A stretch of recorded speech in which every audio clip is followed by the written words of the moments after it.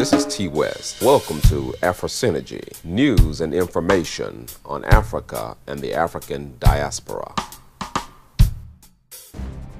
Aryan Brotherhood of Texas and Mexican drug gangs working together.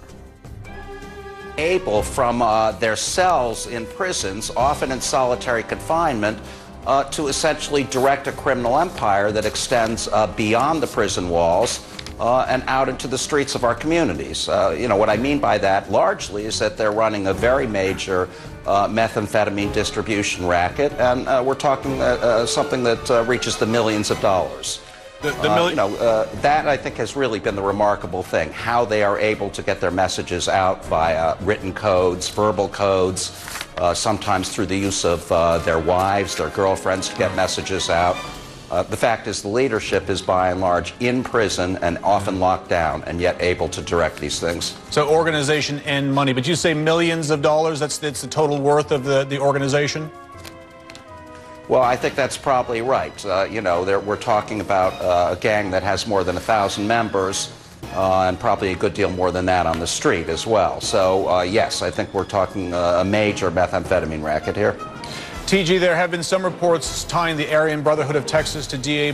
McClellan's murder because in 2012 he helped secure a series of indictments against key members of the ABT. In December, following the indictments, the ABT made threats against Texas law enforcement. Earlier this week, CNN spoke to a former skinhead who went so far as to say the killings aren't about ideologies but about money. Take a listen to this. When the indictment happened, this isn't an ideology battle here. This was financial. They took away some of their drug mules. They took away people on the outside who were supplying them. Now, you need to also realize that there are men and women in the Texas legislature who are actively seeking to have companies and individuals to move to Texas who are avid about gun control laws not being enacted. So Texas would become more and more a wild, wild west location. TJ, do you agree with that? More about money than ideology?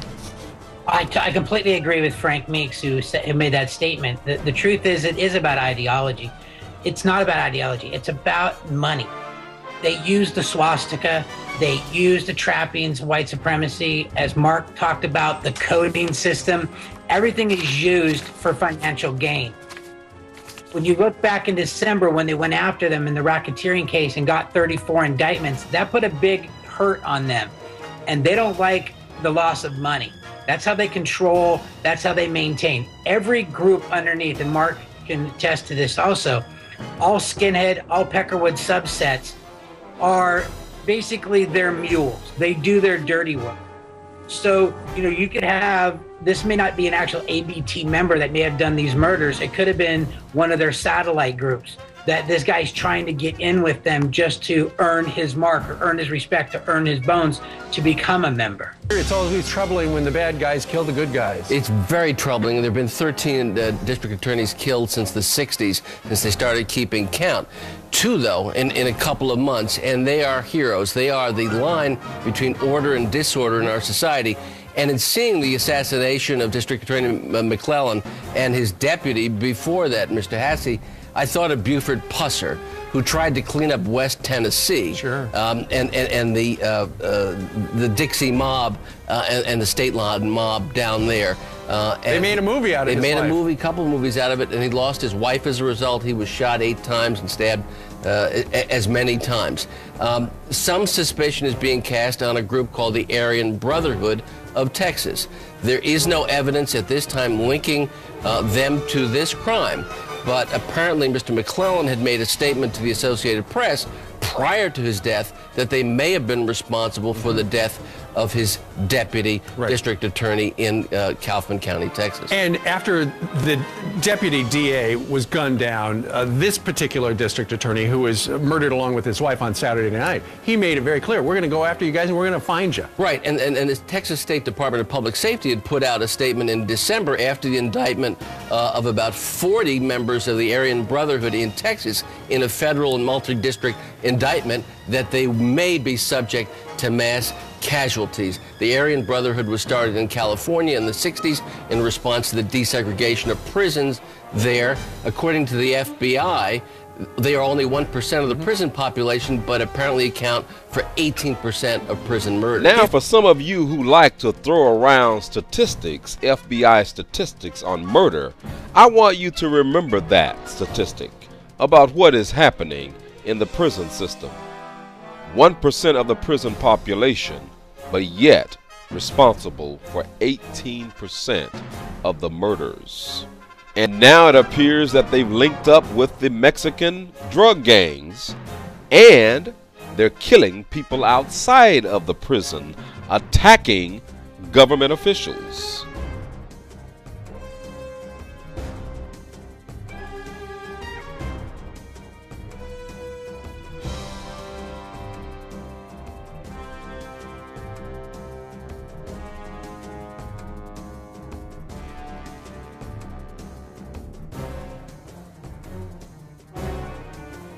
They are involved in these cases. They're practically terrorists.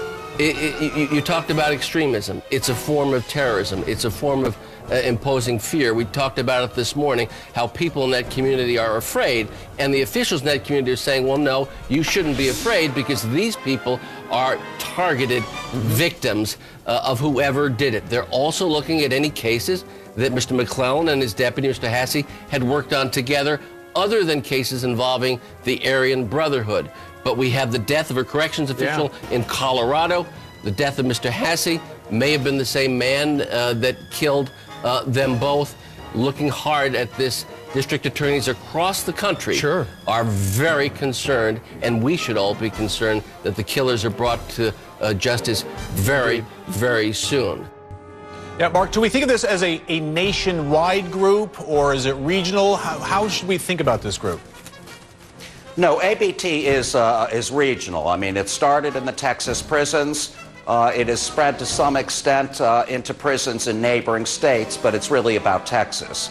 There's a common misconception that Aryan Brotherhood of Texas is a subset of Aryan Brotherhood, which is a great big national gang that started many years earlier in 1964 in San Quentin.